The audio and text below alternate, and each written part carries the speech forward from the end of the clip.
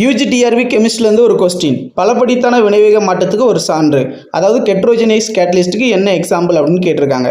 First homogeneous கேட்டலிஸ்ட்னா reactant, product, catalyst எல்லாமே same ஃபேஸில் இருந்துச்சுன்னா அது ஹோமோஜெனியஸ் கேட்டலிஸ்ட்.